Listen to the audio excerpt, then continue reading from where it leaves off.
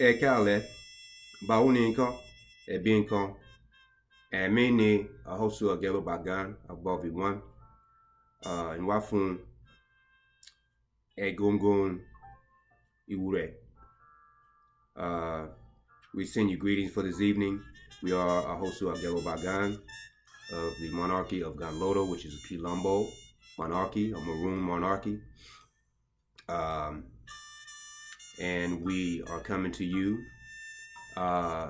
with a few quick and simple words about Sinsan Egungun or Ewure Egungun, which is venerating and praying to the ancestors. And it's something that a lot of people probably have not really thought about.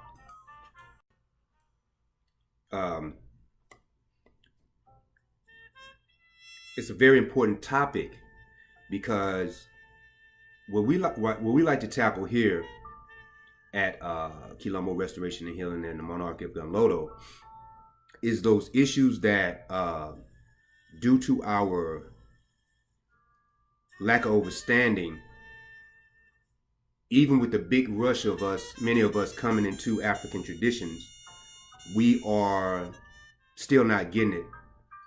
And actually many times causing problems, whereas we are trying to, are thinking that we are providing solutions.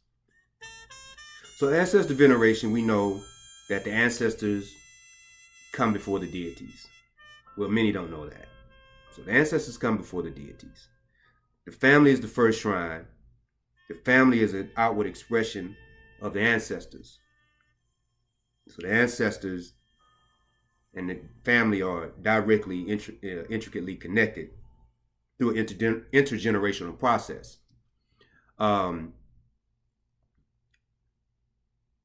We are able to communicate with the deities because of ancestors having connection with those deities. And that's a brief summation, but there's a lot in that statement. So many are coming to the realization how important the ancestors are, but here is one of the problems that we're running into. Is the ancestor that you are venerating, that you are giving prayers and offering to, actually an ancestor? Is this actually an ancestor? And if so, what kind of ancestor? You know, should this be somebody that you're giving libations to? And we'll knock that out real quick. You know, somebody that lived real foul on earth, and you don't do the proper rituals to try to elevate that soul to a better place, you're inviting a corrupt and negating spirit.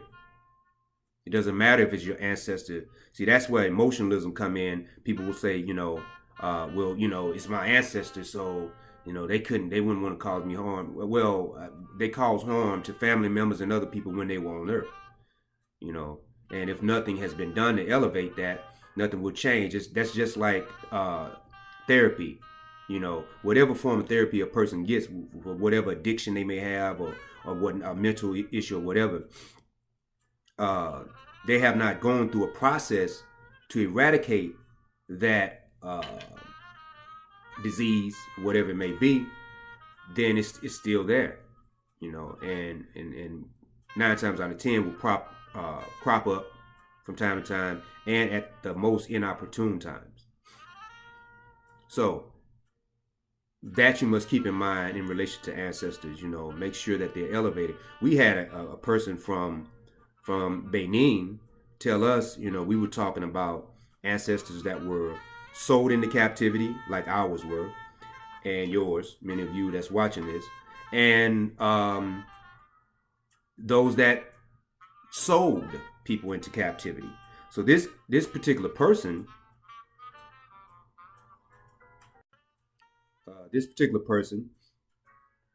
descended from one of the royal families in southern Benin, in the Bay-speaking area that many people call Dahomey. And they were heavily involved, his particular family was heavily involved in the captivity and sale of African people to Europeans. And he made a statement. He said it doesn't matter what his ancestors did, it's still his ancestors, and he's going to call them out in libation and prayer, just like somebody would call out on a good ancestor. And that is absolutely not Vodun. That is antithesis to spirit, and it is anti-African. So you wouldn't want to call on any ancestor that was part of corruption, especially the corruption of African people. But let's go to the question, which is the primary focal point of this video. What if this person that you're venerating, that you're giving offerings to every day, you got shrines to, you're going to, to the shrine on your behalf, your family's behalf, to these people. What if that person has reincarnated? That means, obvious, and I know y'all with us on this, that person is not an ancestor and has reincarnated here on earth. Many of the people that are trying to engage themselves in various ancestor elevation type of ceremonies are absolutely confused by this concept. Well, they're not confused by the concept because many of them, 99% of them, do not know or sit down and think about the intricacies of the science of spirit. You've heard us talk about the science of spirit. And within the science of spirit, other cosmologies have their science. The ancestors have their own cosmologies. The deities have a cosmology, and then within that, each deity has a cosmology. So, knowing this cosmology, you will know the science of spirit. So, you have people that are elevating like national heroes, right, to the realm of wherever they're trying to elevate them to. But we found through deep divination over some time that some of these people, they had already reincarnated. So we won't name any of the particular national ancestors, but know for a fact that those national ancestors that are on the Ganlodo calendar are definitely in that ancestral realm, and they have decided to stay in that realm. If something happens where it just, we could almost say something crazy happens and they decide, well, no, they're going to go against what they agreed on in the spirit realm, then we will have to remove them from being Tovodun, because that means they may be back on earth through their family line. So that's what we're talking about now. What if grandmother had come back in the grandchild? In Yoruba, we have names like Yetunde, Babatunde, and that is mother and father return, respectively. That means this particular child is probably a reincarnation of their grandmother, great-grandmother, grandfather, great-grandfather, Katawakata, so on and so on. A strange thing that has happened amongst in Vodun and in Isheshe in Africa is that you will see a child, people will name their child Yetunde, for example. This is a female, reincarnation of the grandmother. But they're still going to the ancestor shrine, calling on the grandmother that this child is reincarnation of. This shows you, as we have talked about before, how we have devolved in our culture. A lot of what is being taught is not authentic, because of the forgetting process. And when you involve yourself in 300-400 years of corruption, of capturing Africans,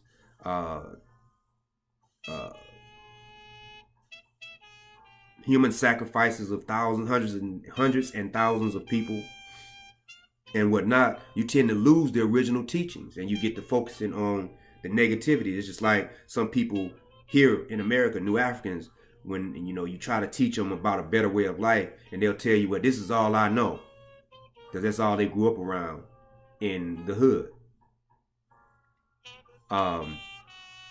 This has to stop, and those of us that know better, we need to do and teach better. Yetunde should not be going to that shrine because the grandmother is her now.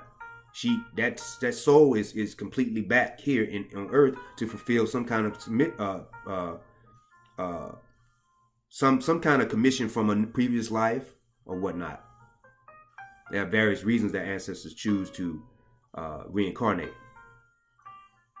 So it's simple. You can ask the oracle, hey, is my uncle, my great uncle, whatever, is he in the other realm still, or is he here? So a lot of times people would think they're getting results from these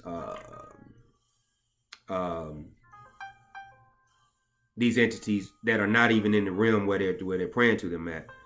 And what will happen a lot of times,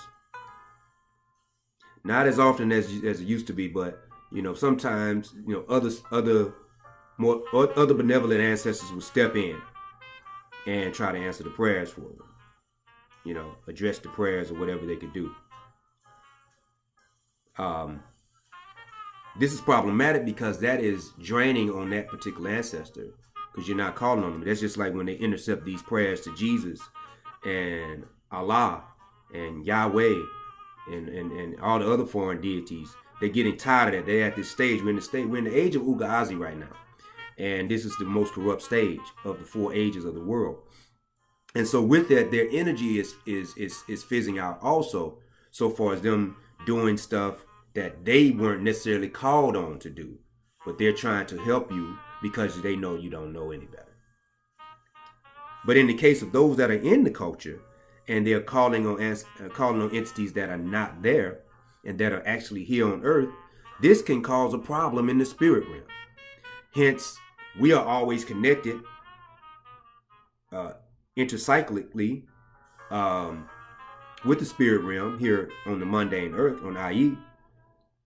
There's how you have glitches in computers and stuff. There are all these glitches that are accumulating and causing us major problems in our family lives and in our relationships. So, one of the most profound concepts taught in Isheshe and Vodun is the concept of Suuru, S-U-U-R-U, which means patience. It says Suuru is the parent of character, and we know how important character, or Iwa, or in Yoruba, Jijo, and Fon, is in our tradition. We mention patience because you don't learn these concepts overnight, and a lot of the people that have been, that are out there teaching, or call themselves teaching, they don't know these concepts. And that's unfortunate for many of you out there, because your choices are slim to get real teachings, especially on when it comes to like direct, authentic Vodun. But have a little patience. Don't jump the gun and just join an Ile or house or whatever just because they have nice ceremonies. Do a lot of dancing and singing. We're at war. We're at major war. War on a level that we haven't seen and really not overstanding yet. We used to that physical war that the civil rights, the clubs upside the head type of thing. We're still in that war too, but we're in another level of war that only the Hun, the deities, the Kulita, Egungun, the ancestors, Aziza, forest spirits, and other spirits that assist the deities and whatnot, and culture. Those are the only things that can get us to victory in this war. We are in a perpetual state of war, a war that we have been engaged in for well over 6,000 years, with starting with the external enemy and now with the external and the internal enemy. So we wanted to lay those concepts out there to you to contemplate and start dialogue, as we do with many of the other things we bring up. We want you to be able to bring up this in study groups and in your family and build upon it. This is just a video giving you an outline of this concept. We can go much deeper into it, but we think you really get the gist of it. This is very important, to not be praying to a quote unquote ancestor that is really not an ancestor. You know, it's not that it's not just that the prayer is not going anywhere, but it's causing confusion. And here's another concept that we learned this a long time ago that you must keep in mind in relation to this. You don't want to call anybody or be part of the lending of energy that is responsible for taking a person from the earth before their time. People say you don't go before your time. That is absolutely incorrect, and it does not line up with the Vodun concept of Handowa, which is destiny. Very complicated concept of destiny, not just your dictionary textbook concept. Destinies can be thwarted, and other humans can do things spiritually and mundanely to thwart someone's destiny. So we do not have that concept of person doesn't leave before their time. If you're sitting there and you're praying to an ancestor that is not an ancestor, but the person is here on earth, and you're calling their name, you're shooting that to that realm where you think they're at. That realm starts to pull on them. And if enough people are doing that, it'll take them out. We wonder, could this be the case with Malcolm X's grandson? Everybody's venerating Malcolm. Maybe he reincarnated in him. Some people may, say, maybe some of his lifestyle didn't line up with how Malcolm was previously. But it's hypothetically, let's just say, because the forgetting process is through the birth canal. When you come and that umbilical cord is cut, you forget your connection with your destiny. Look at how Malcolm was before he was Malcolm X. So he probably went through a forgetting process. Who was he in another lifetime if he was here in another lifetime? So look at what happened to young Malcolm, who died mysteriously a few years ago. Was he a reincarnation of Malcolm X? And was it that when these people were in African tradition around here or doing these elevation ceremonies, they were doing ceremonies without, checking, is he still in that other realm? Does he want to be there? Think about that. We have been Kilombo Blog, a host of Kilombo Blog for the Monarchy of Ganlodo. We hope that you have a pleasant and wonderful solstice, which starts tomorrow at 11:28 a.m. Eastern Time. Offer black eyed peas to the ancestors, to Sakpata, Aholu, or in Yoruba as Babalu Aye. Still a different deity, but very similar. Pray for elevation as the sun is now about to elevate. Pray for the elevation of your family, the elevation of the nation, the elevation of Maroonage, the Kilombo, and the Kilombo paradigm. However that paradigm may manifest in your life and your families. Odigba.